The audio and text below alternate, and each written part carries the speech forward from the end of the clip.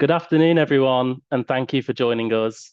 I'm Tim Buckley, founder of Beyond the Lines. And for anyone who's joining us for the first time, Beyond the Lines helps leaders across audit, risk, and controls turn good work into better decisions, clearer ownership, and stronger outcomes.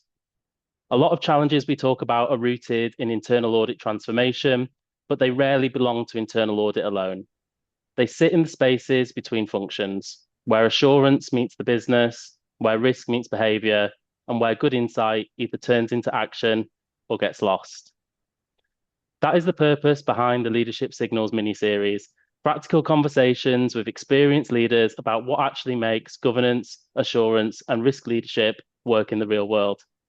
I'm delighted to be joined today by Rania Bejjani, CEO and founder of RB Advisory and Consultancy, specializing in governance, risk, and internal audit. Rania is a former three-time Chief Audit and Risk Executive with over 25 years of international experience across listed and complex organizations. Today, we're talking about influence without authority, how audit and risk actually get decisions made, because having the insight is only part of the challenge. The harder part is often getting that insight to land, especially when you're not the person making the final decision. So today we'll explore what influence really looks like in practice, how credibility is built, how to handle resistance, and what helps audit and risk professionals move insight into action. We've got a Q&A function enabled, so please do submit any questions as we go. I'll try and pick some of those up throughout the webinar, and also we'll save some time towards the end. Rania, thank you again for joining me. I'd love to hand over to you for a brief introduction before we get started. Hello, Tim, and hello to everyone who's listening to us wherever you are. I hope you're having as a glorious day as we are in London, where the sun is shining very brightly and is beautiful. Thank you, Tim, for the invitation to join you on this webinar and to talk about something that is very, very close to my heart and I'm massively passionate about how to be even more influential and impactful and to really make a positive change as a governance risk and audit professionals and leaders. So a little bit about me, above and beyond what Tim you've already introduced me. So, as you've mentioned, I am a global board and executive advisor. I also am a mentor to leaders across functions with particular focus on governance, risk, and audit. I'm an international speaker. I'm a podcaster, and I've got my own podcast called Impact Legacy with Rania, where I share various insights about the profession and interview change makers from board leaders to, from board members to leaders across the function. And I guess international, the really unique thing I'd like to probably share is I'm very much in East meets West kind of girl. And having lived across many countries and worked across 5 continents, multilingual, originally from Lebanon, and built my career between Australia, the UK, and globally. It gives me great pleasure to be able to bridge that cultural dimension from different places, and the fact that I walked the walk as Chief Audit and Risk Officer in 3 global complex organizations gives me that background to be able to add meaningful value to our listeners. Thank you so much, Rania. That's a great overview, and we're really lucky to have you on this session. Thank you. So we'll dive straight into it. So, in your experience, can you tell us what do people typically get wrong about influence without authority? A number of things. I think, first of all, the concept of influence is often misunderstood. And often people think that to be influential, you have to have a certain role, a certain position, a Hmm. certain level of authority, as you have said, or a certain title.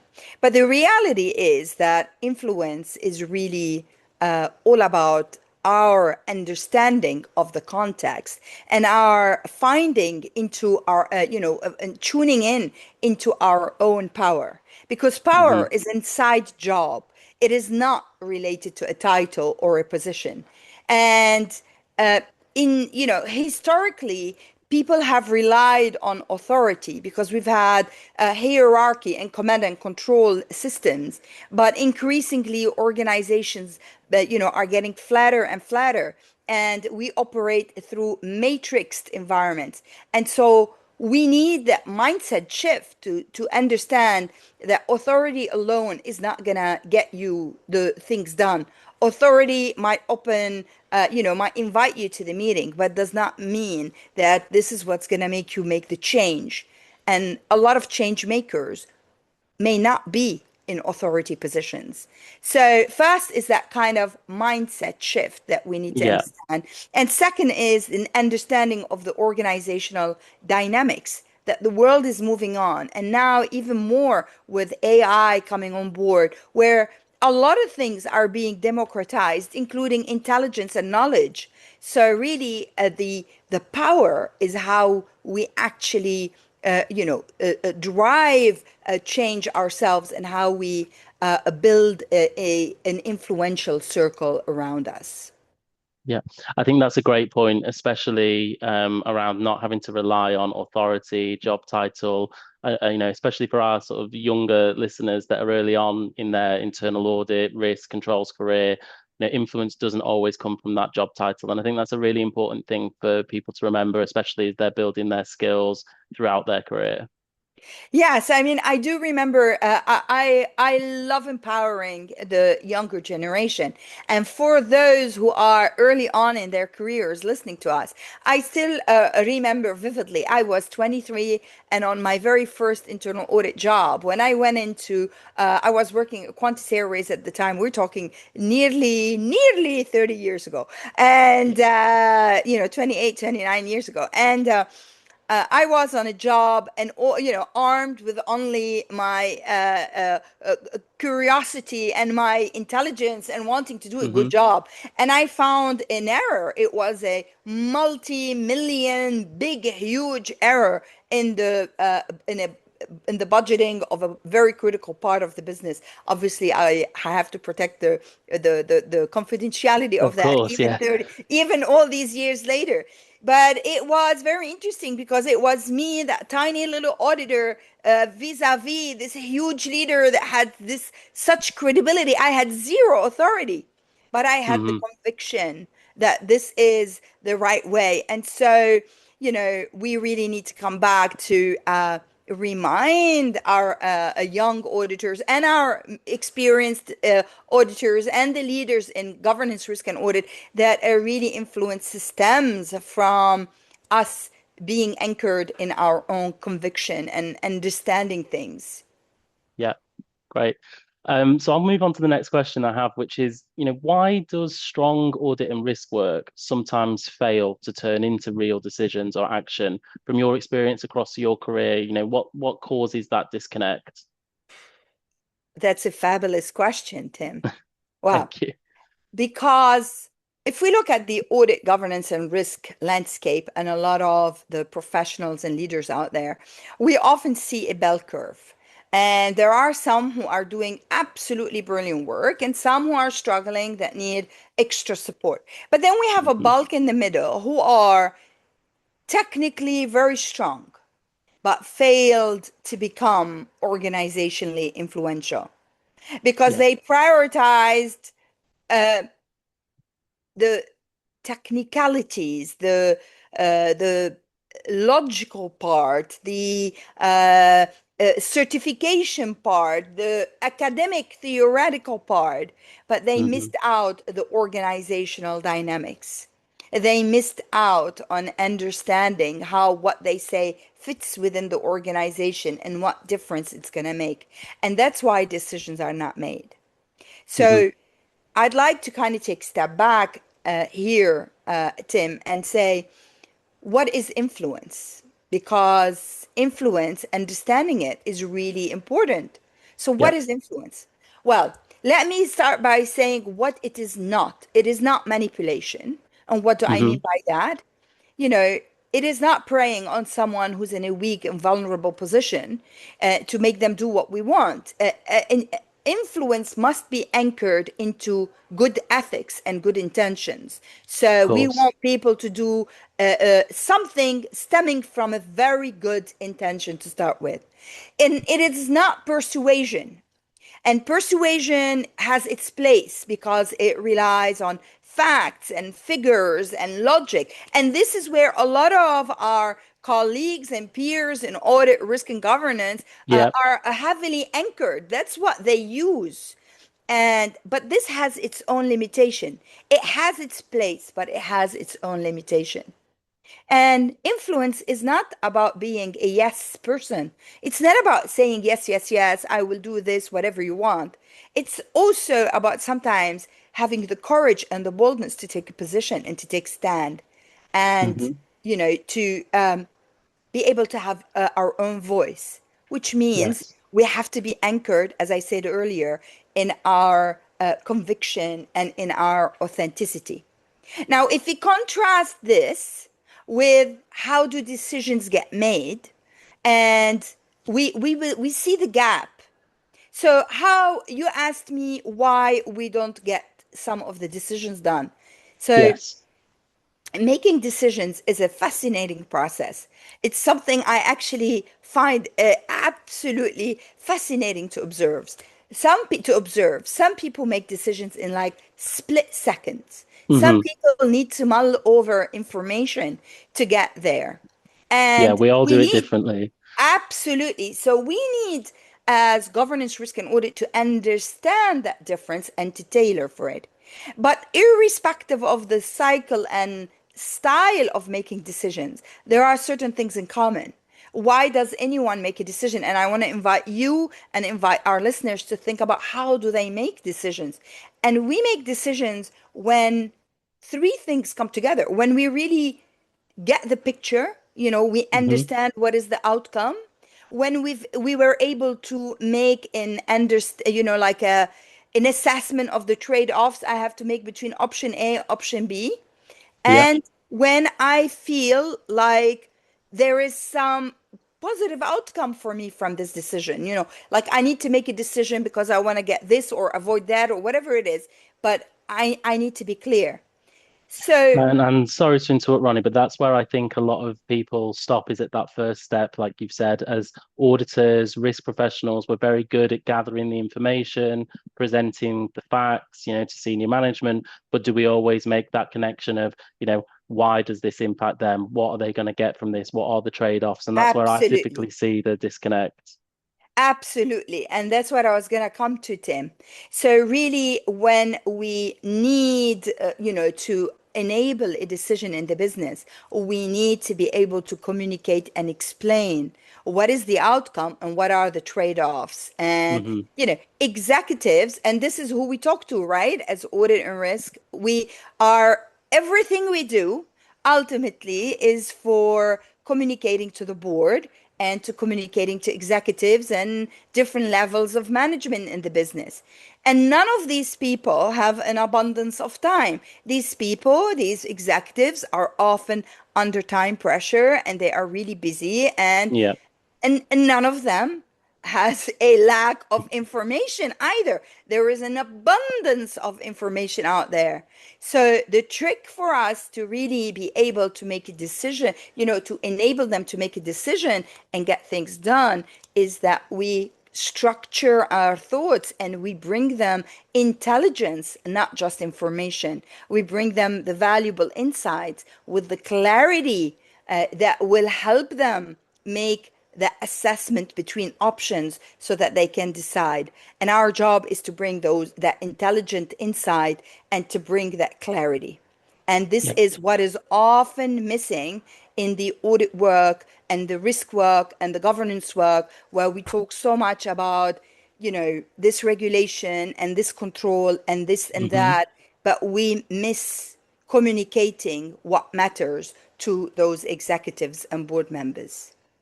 I completely agree. I think those technical skills and that focus used to be the differentiator, but now that's just the baseline in our industry. And these softer skills, as some people might call it, these influencing skills, being able to make that human connection and connect the dots, they're what's really separates people apart now. especially the A players in the industry. Um, Yes. that's great. Yes. So another question I had is around credibility. So I think, as with anything, influence is easier when you're seen as being credible. And the question I have for you is, how is credibility built, but also how is it lost in practice? And have you got any sort of real life examples you can share with us about that? Of course, of course. So high impact leaders and professionals, what do they do different? What they do different is that they manage to work around resistance. They reduce resistance to action. And that comes from building that credibility and trust. And Hmm. people need to remember that credibility and trust is not a one moment in time thing. It is something that gets built over time. Hmm. And I often talk about thinking about our emotional bank account when we build relationships and engagement with the business and with anyone, actually, even in our personal life, and that we really need to stack up the good work, the good things, the good engagement, so that when something, a situation that arises that is difficult, that we're able to offset it with all the good stuff that we've done, because things would happen. So, you asked about some examples of credibility.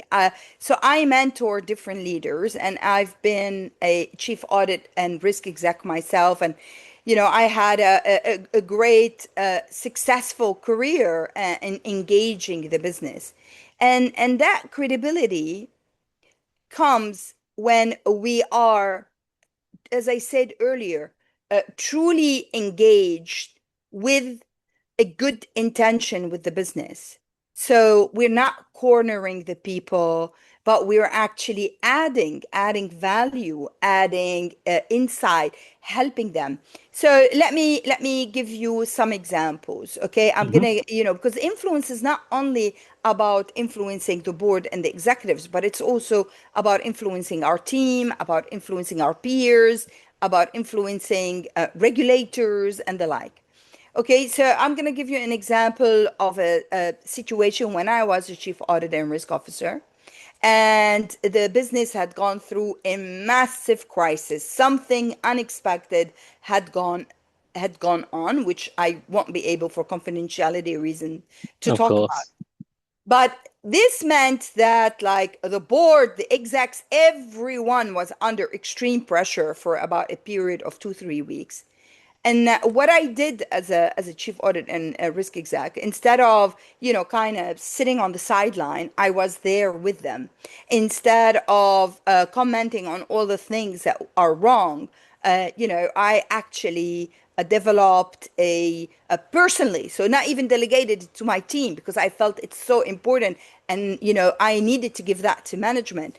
I developed a lessons learned document that shaped how we do this particular part of the business, that made us redo what we did.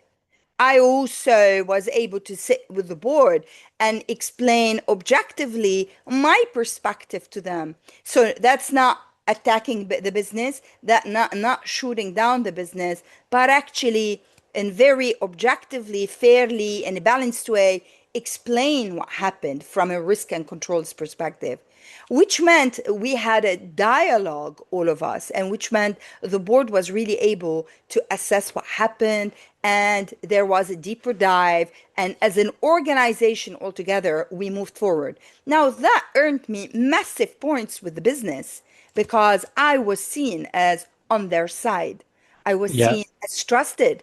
I was seen that I care, and I was seeing that I am not sitting in a, as a risk leader and a audit leader in a little ivory tower, but Hmm. that I am one of them on the same table, in the same ditch, and Yes. in the same trench. I think And that's that, so important. I mean, as working in audit, risk, control, sometimes we can feel on the outside, but actually, rolling your sleeves up and getting stuck in a crisis like that. I mean, of course, whilst maintaining independence and all the appropriate things that you need to do to safeguard yourself, but it really makes a difference. I mean, after all, organizations are made up of humans, and human connection and solidarity is what earns you that trust. I think it's a really Absolutely. important point. And empathy and really is so important in business, and to really put ourselves in the shoes of the business and Yes. feel with them. And yeah. Great, thank you. I'd just like to remind if anyone wants to ask a question to Rania whilst we're going through the webinar, please feel free to submit on the Q&A. So Rania, let's move on then. So let's talk about how decisions actually get made. So to you, what does a decision-ready conversation actually look like? What can our listeners do to make sure they're going into these conversations decision-ready? Yes. So what are decisions shaped by? What gets decisions made? There are set of priorities, executives, board, business leaders, even internally within our departments.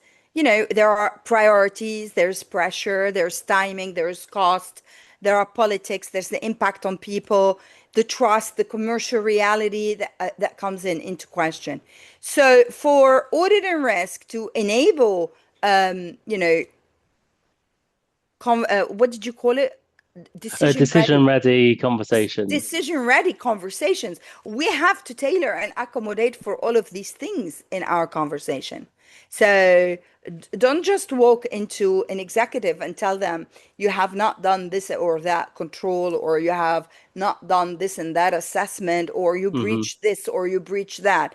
In reality, I mean, these things happen, but Yeah, when we bring it back to, as I said earlier, bringing the intelligent insight, the clarity on the outcome and the options, and putting it in the context of the right political dimension, organizational dynamics, yeah. what matters, the priorities, the pressures, the timing, then we are enabling a decision. And I often talk about us moving away from being an enforcer to being an enabler. Actually, even today, I just posted something, that a conversation I had with Anthony Pugliese on my Impact Legacy Yeah. with Rania podcast, and he even liked he's borrowing my enabler to enforcer quote. Mm. And I do think that is the big shift we need to do in audit, risk, and governance. Enough enforcing this and that, and we need to be enabling the conversations and the decisions to become catalysts for positive change. This is what I believe in. That's great. Thank you, Rania. Um, so my next question is around how to land your message. So how do people effectively land messages with stakeholders, particularly tricky stakeholders, so that something actually changes? Yes, yes. We need to remember first that people are different and Hmm. context are different. So we really need to be mindful of the context and the person that we are talking to. There is, there is not one key for all. And influence is an art. It is the art that we learn over time, but it's a skill. It is a skill that can be learned. So, as I highlighted earlier, we really need to balance our understanding of who is in front of us with providing this intelligent insight and sufficient level of detail to be able to resonate with them, and so what do executives want? We really need to think about, what do executives want? They want that Yeah. clarity, and they want the valuable tip that they may not know. When we perform risk assessments, when we are doing audits, when we are looking at governance and compliance, beyond the lines, as you say, beyond the Hmm. lines and across lines, we have a privileged position. We get to see so many things across the business. We get to see from the lowest level of the organization to the top level of an organization. And executives sometimes may not have themselves this luxury in their schedule to talk to so many layers. So we become that channel to bring those insights to them. And influence in that case becomes about selecting how we communicate it to them in such a way that it will resonate with them. So, what does that mean in a technical practice? Simplifying things, simplifying things. Let go of that technical obsession Hmm. that we have and really speak the language of the business. Today, also, I was awakened to a really beautiful message where someone, I want to acknowledge her because, it really touched me deeply. Hmm. Simona Varga from Hungary posted a post acknowledging me, and I am deeply grateful. But when I read through what she has written, what stood out for her, how did my message land with her, is that I simplified the complex into a daily life example. And so this is what we need to do. So I mentor and coach and advise different audit and risk teams. And one of the common problem I often see time and time and again is that audit, risk, and governance teams, they spend hours and hours wordsmithing reports, Yeah. wordsmithing letters of engagement, wordsmithing risk assessment, and they wordsmith so much that we lose the substance of it. And they use heavy language, that technical language, or they want to be so nice to Hmm. management to balance out a tricky issue that we lose the substance with it. But people read through that. So I'd say come back to understanding who's in front of you, what really matters, and speak and think and walk and talk like an executive because this is who your audience is. Yeah, I'm completely with you on that, Rania. I take the same approach. I think simplicity is key. I think as an industry, we can overcomplicate what we do. We can overcomplicate our findings. And I think you mentioned it in an earlier question, people have information overload, especially busy executives right now. And that's only getting more and more exacerbated by the use of AI. It's very easy to make something polished and sound fancy and Yes, great, but actually that doesn't help the message land or influence. So choose your words wisely, simplify where you can, and speak that common yes, language of the business. It's yes, great advice. yes. Okay, great. The next question I want to move on to then is probably something a lot of people struggle with is can you help us understand the balance of when to push versus when to step back in a conversation where maybe you're getting pushback from a senior stakeholder? Sure. That's also a topic that I'm very passionate about. And I talk a lot about in my workshops and master classes, and we deep dive into that. Everything is context dependent. There is Hmm. not one rule that fits all, and it's not like you apply one standard to everything. But the deeper question is uh, if there is a push and etc., it means there is a resistance. Hmm.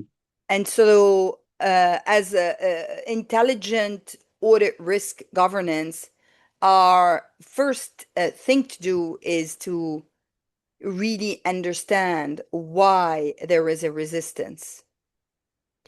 And, as I said, there's not one context. Resistance can take different forms. In Yes. in some places, you get pushback, you get an open confrontation. You get a criticism. In others, you might get complete dismissal reports go unread, emails unanswered, Hmm. meetings canceled. It might be indifference, coldness, lack of engagement. So it might be, in some extreme cases, worse than that. So resistance can be and is painful for when we're experiencing it, but it is Yes. also a wonderful, wonderful feedback mechanism. It is information, it is insight, there's richness in it. Hmm. So rather than say, you know, I am not liking this, the question should be, what is this teaching me? What is this telling me? Because I believe that we take ownership to change things. And so when in addressing your questions, when do we push back, when do we push, and when do we step back, there are, in my opinion, two levels of a response to this. There is a tactical level in the heat of the moment, in the Yeah. situation, and then there is a strategic response to it. In the heat of the moment, needless to say, we've got to always remain professional, calm, composed, take a deep breath, and very importantly, to dissociate from any emotional engagement. So we have to separate the emotion, and it's not personal. We got to Hmm. understand that it's not personal, that people resist for a reason. And it's not because it's Rania or it's Tim or it's whoever, but they resist for a reason that is personal to them, not to us. So we got to Yes. separate. And depending on the context in the situation, we have to make a call. And it's absolutely acceptable where we think that this conversation is not going anywhere to very calmly and professionally suggest that you take a pause and you regroup later, which enables you to recalibrate emotions, dig deeper, think of the situation from a different lens, and come back refreshed. I think So, that's great advice, isn't it? Because sometimes, and again, maybe when you're earlier in your career, you can feel like not having the answer there and then, or not being able to resolve a situation straight away is a sign of weakness. And actually, it's a real sign of strength to say, maybe we put a pin in this and we revisit it yes. when we're less emotional, when we have more facts, when we've considered the other person's point of view. Because, like you say, it's quite rare that you're getting pushback for the sake of pushback. It's normally linked to something that's personal to them. So I think that's really good advice.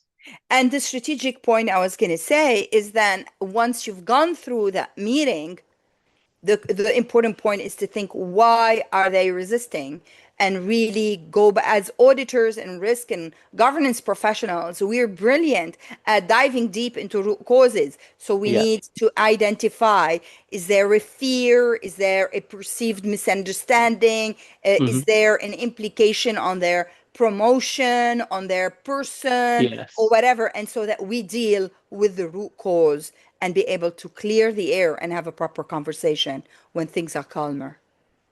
That's great. We'll move on to some Q&A because we've got a few questions coming in. Sure. We had one from Anonymous. I think we've actually just answered this. How do you navigate situations where stakeholders continually push back or respond with repeated excuses and delays, whilst trying to maintain that relationship?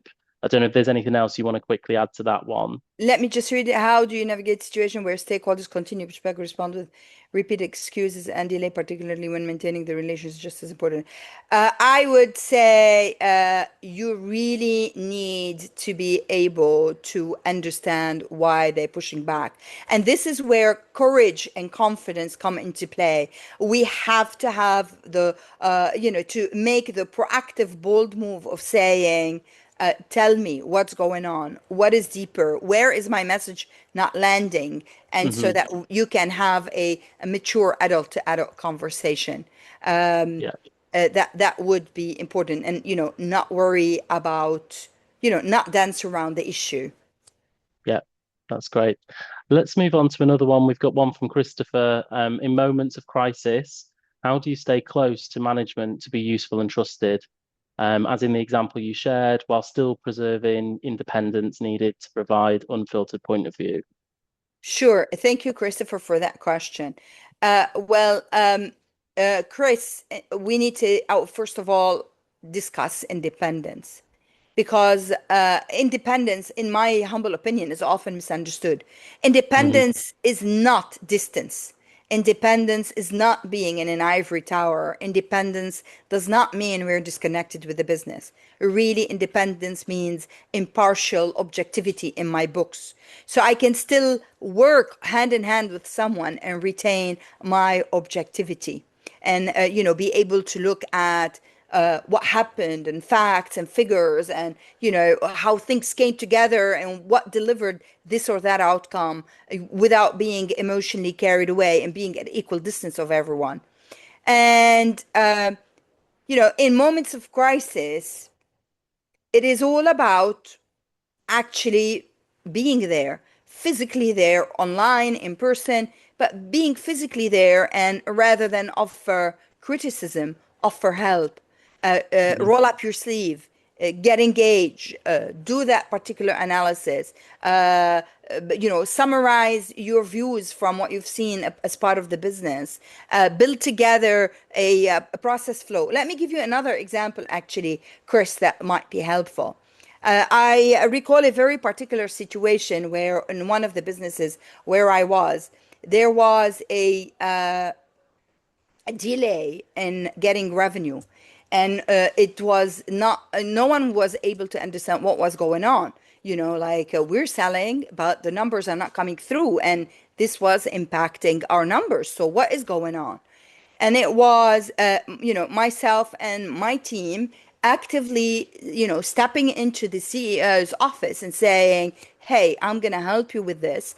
And so we put together, I've put together a couple of my people and with me, and we looked at what is the entire process flow of what's happening from the time we book an order, a client books an order, to the time we get the cash. And we looked at the where are the roadblocks. It was like a very high level assessment. It's not like a deep dive audit, a high level assessment. And we pinpointed where the roadblocks were. And then we did data analytics around a specific part of the supply chain, whereby from the moment an order gets placed to the moment that we get the money, the parts need to be delivered for the service to, for the service to actually be activated. And we found that through data analysis, that there is one particular part that was crucial for this service that was delayed by a provider in Belgium. And by us being able to pinpoint that with such precision and take it to the CEO and the CTO, and the CEO picking up the phone in front of me in the office, speaking to the CEO of that supplier, and us being able to feed that detail, we were able to resolve the matter in days that was lingering for a couple of months that no one could explain. Now, this is a crisis. This is real life engagement. And this is what I would encourage people to do. And I'm I sure hope after this that makes sense. you were trusted and called upon again in future Yes, of crisis, and course. Of it sets the course. tone. Yeah, Of course. Actually, being influential, as I said at the outset, Tim, is the sum of doing these different things yes. throughout. And it's a skill that can be learned and there is a method to it that can be taught. Perfect. And we've probably got one more minute for the last question here that I've got in front of me. So, in cross-border audit or risk engagements, particularly environments where you may be operating in an unfamiliar regulatory context, or even without a shared language, what have you found most effective in influencing outcomes when there's communication barriers? And that's from Amanda. Hello, Amanda. Well, what I love about our work is that, frankly, regardless of where we are in the world and regardless of what's happening in that particular regulatory environment, at the end of the day, we are people. And people operate in similar ways. We're not identical, we're not the same, but all as people, we really want similar things. we all want to do a great job. We want to be recognized for it. We want to get get a margin of error for us to learn. We all need a time to learn something.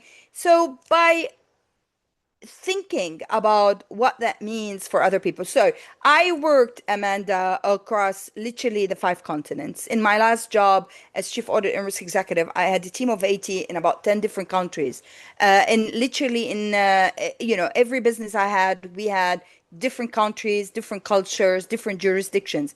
And definitely, I am not a pro at every jurisdiction and every set of regulations.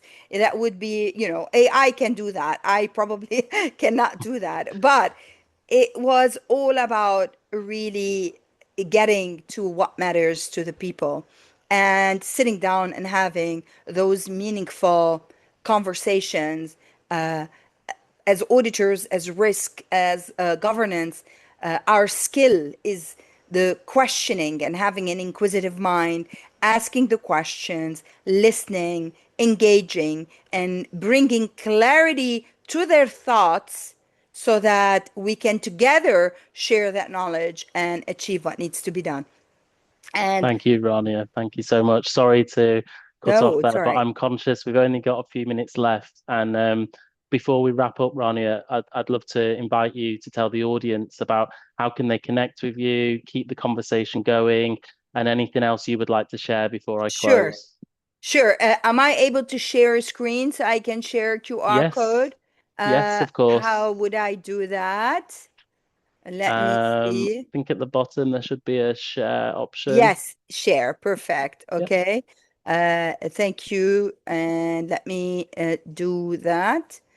Um, okay, so I would like to share with can you see my screen? Yes, we can, Rania. Okay. I would like to share with your audience that, today we covered a lot about the what. We talked about the context. We talked about the headlines. But I also run regularly master classes and workshops to dive deeper into how we actually apply this and we build those skills because influence is skills.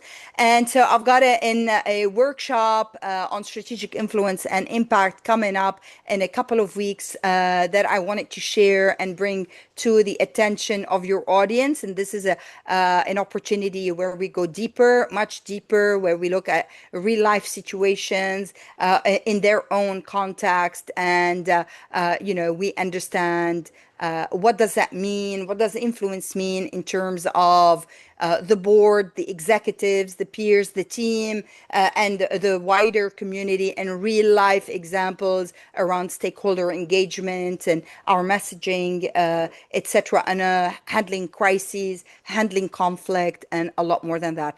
And so it is happening on Monday, the 8th of June. It will be an online workshop, highly interactive, and we dive into a lot more deeper details on applying this.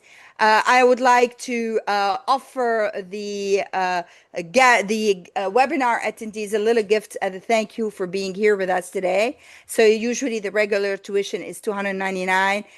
It's a webinar special offer of $269 if they use that code workshop 10. Places are limited, so if you are interested, please check it out. And this is the link, and this is the QR code if anyone is interested. And you get 3 CPEs, and it's set at a time that would be suitable across different time zones. So it's 12 o'clock. In the UK on the 8th, that means it's 1 p.m. in CET, and it tailors also for East Coast in the US and Canada, and also for people in the Middle East. And I would be delighted to see you there so that we can explore this in more details. Otherwise, I'd love also to get in touch. You can reach me on LinkedIn.